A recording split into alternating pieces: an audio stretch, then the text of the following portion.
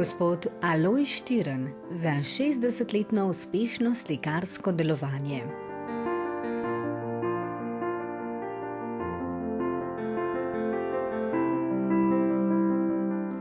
Leto 2013 je za Alojza Štirna prelomno leto, saj praznuje 60 let svojega slikarskega delovanja, v katerem je ustvaril nekaj manj kot 5000 del v akvarelni, akrilni, oljni tehniki in risbi.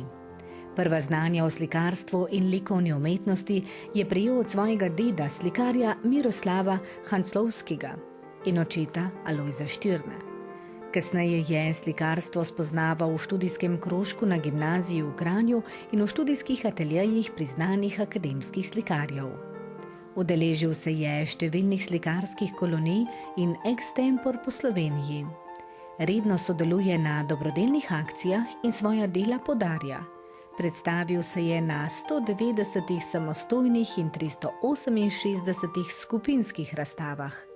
Prejel je številna priznanja, med njimi tudi Prešernovo plaketo Mestne občine Kranj za leto 2007, na katero je posebej ponosen.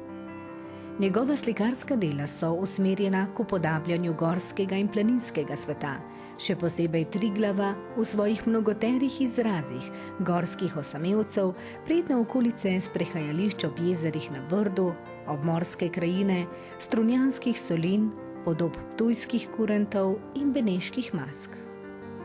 Alojz Štirn se s svojim slikarstvom uvršča med zelo zanimive predstavnike ljubiteljskega slikarstva. Gorenjski muzej Kranj je njegova dela uvrstil v sklop sodobne likovne umetnosti v Kranju, ki je del umetnostne zgodovinske zbirke kot primer delovanja ljubiteljskega slikanja v zadnjih desetletjih.